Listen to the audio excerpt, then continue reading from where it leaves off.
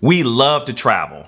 If you're new to our channel, at the end of 2018, we left our corporate jobs to travel the world. In 2019, we traveled to 6 continents, 23 countries, and over 35 cities. In 2020, we are focused on building our businesses. The plan was to return to our normal travel schedule of 2 to 3 trips per year. Unfortunately, we had to cancel our May trip, and here's why.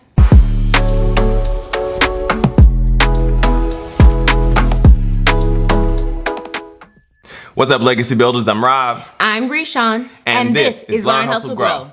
We help you build wealth and explore entrepreneurship so that you can leave a legacy. She's a travel agent. He's a realtor. And we are debt-free entrepreneurs. We know that many people had to cancel their travel because of the coronavirus. We just want to address right now that this is not the reason that we had to cancel our trip to St. Lucia. When we canceled our trip a week ago, St. Lucia was unaffected by this disease. However, as of this recording, there are 2 confirmed cases. We canceled because we're on a fixed income. That means we have to watch our budget Very closely. We've read that 25 to 30% of businesses fail within their first year. Listed amongst the top 5 reasons is lack of capital. That means no money. Most businesses start with blood, sweat, tears, and personal savings. Our businesses are no different. About 3 weeks ago, we took our 2007 Infiniti G35 sedan into the mechanic for a tune-up and belt replacement. The car has just about, maybe a little more than 140,000 miles on it. We have no plans on purchasing new cars, so we try to take care of the ones that we have. After getting the car back, it was good to go for about a week. We drive this car to church on Sunday mornings. We're headed out, just pull the car out of the garage, and it begins to stutter. Rob feels uncomfortable about the way the car sounds and feels. He pulls it back into the garage, and we decide to drive the Prius instead. The next day, we wait until traffic dies down, and we decide that we're going to take the car back to the mechanic just after rush hour. Side note, I know what you're thinking because I would be thinking the same thing. We have been going to this mechanic for years, not only us, our family too, and they have great prices, and we have never had issues with our cars once they were done with them. On our way to the mechanic, the car just stops in the street. Thank goodness we were not on a highway. I am in my car following Rob so that I can bring him home from the mechanic. So here we are on the side of the road with 2 cars, blinkers on, and random strangers, 2 of them, came running over to try to help. I appreciate that.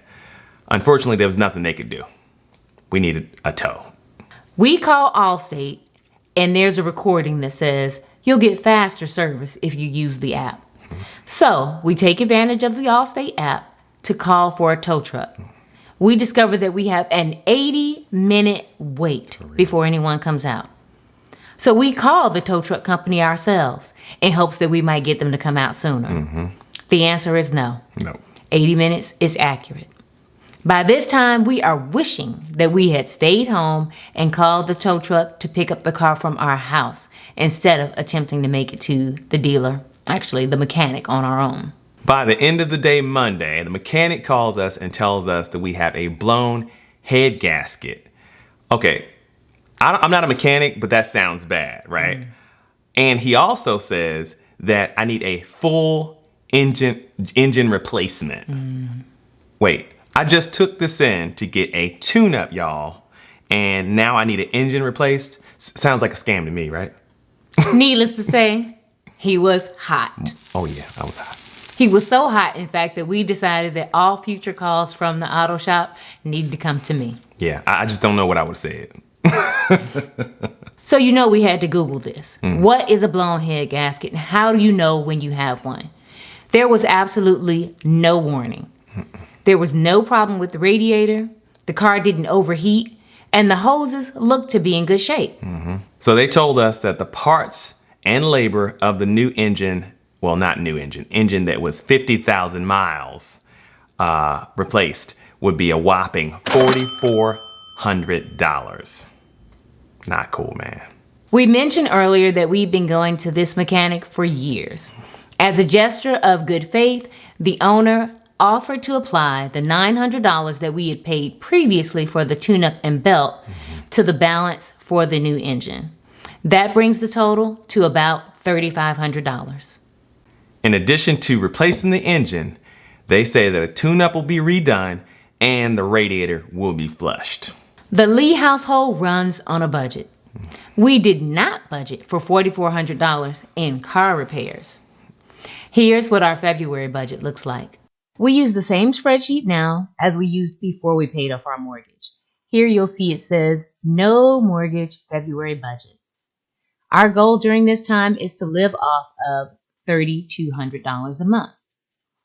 Our projected cost based on our spending was $3,220. Our actual cost was $4,349. So we fell short quite a bit, by over $1,100.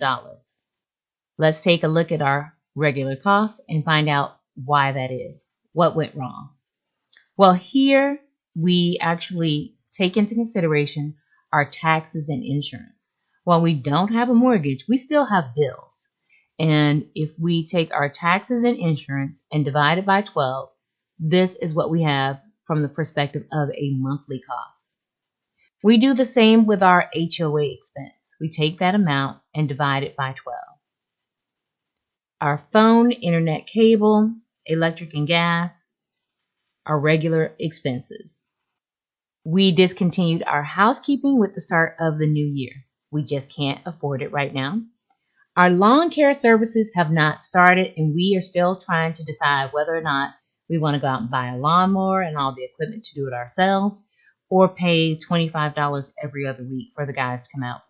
Our yard is pretty small. We don't have much grass, so we would almost break even is what I'm thinking, especially because we have very small garages and really don't have a lot of room to store any extra equipment. All right, our transportation costs. We do not have car notes. We mentioned previously that we don't have any consumer debt. However, the Infiniti did need a tune-up and a new belt. That cost was not budgeted for. $882 is what we spent on that. These are our regular budgeted expenses. Let's move on to healthcare. We told you guys that this was one of our most expensive items for the month. $592 a month just for Rob and I, and that is preventative care with a high deductible through the Affordable Care Act. Food, pretty standard from our perspective. The $250 in dining out will likely go down for the month of March because of the coronavirus scare. Our business expenses are also included in this same budget. If we took these expenses out, we would actually come in well under what we anticipated spending. But we do include them because everything kind of comes out of one pot of money for us right now. And we had some unplanned expenses in the area of education, as well as advertising and additional opportunities for networking. Personal care, no big deal there. If you take a look at what we're spending on entertainment, you'll see it's primarily subscriptions and an occasional outing. If we scroll back to the top of this spreadsheet, $3,200 is what we have planned in savings per month. We were short even with our projected balance because we include our business expenses, so we're $20 over. And then if you look at the actual balance, $1,149. Again, primarily because of the tune-up and belt for the Infiniti, and then the additional business expenses here in the amount of $247. If you'll scroll down, you'll notice that we include here gifts and donations. We are tithers, and when we were salaried employees, we took this off the top. We have now chosen to wait until the end of the year when we have a better grasp of what our costs are. So we will be making a donation in a lump sum once we know actually what we've earned. We have no idea what we're going to earn for the full year, and we're still in the process of building up enough money to have an income in which to tithe on. So we shared previously, or actually we stated previously that we were going to share our expenses. So we hope this helps you guys to understand what it costs for us to live, even without any ongoing debt. We still have bills. Would love to hear your thoughts on the budget spreadsheet. What are your thoughts on our overall expenses? Are they higher than you expected, lower? What does your monthly cost of living look like? Do you know what it is? We will make sure we include a link to this spreadsheet in the description. Feel free to use it. It is downloadable and free. We look forward to hearing from you guys. So here's the deal. It was a 5-day trip to St. Lucia, round trip tickets, luxury 4-star resort with transfers. We lost the $400 deposit because we had no insurance. Guys, we have never been to St. Lucia. Oh. And we were so looking forward to it.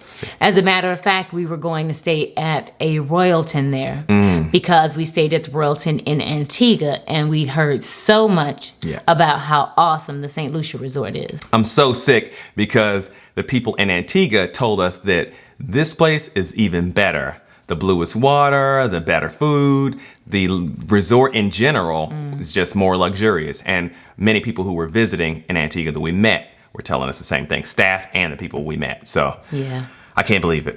Yeah, the overall opinion of the people who we ran into in Antigua was, oh, if you like this place, you are going to love St. Lucia, was pretty much what we heard. Yep.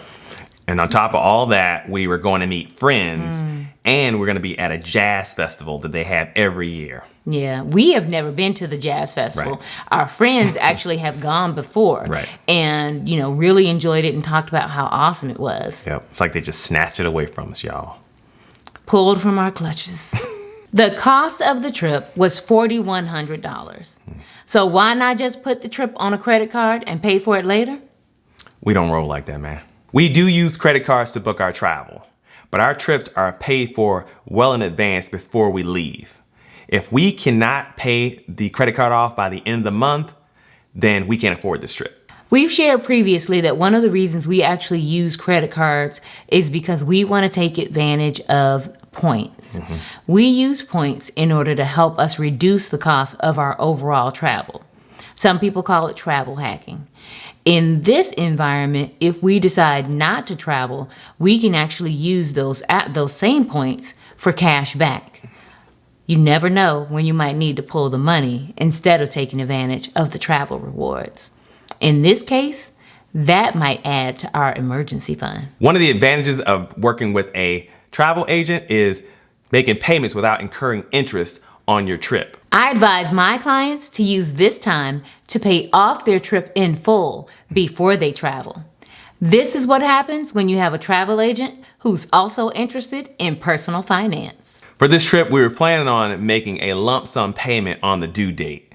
Just so happened the car broke down before we paid off the trip. While we were really looking forward to meeting our friends in beautiful St. Lucia and participating in the Jazz Fest, we would be way too stressed out if we decided to carry credit card debt. No, thank you. As new entrepreneurs, we're in the building phase and the money just is not there right now. This is a temporary state. Anything worth having is worth working for. And we are in hustle mode. Indeed. If you missed our video about Antigua, make sure you check it out. Have you guys been to Antigua or St. Lucia? We want to hear from you. If you have been to St. Lucia and you thought it was awesome, even though our feelings are hurt, feel free to comment below. Maybe we'll reschedule the trip after all the drama. See you in the next video.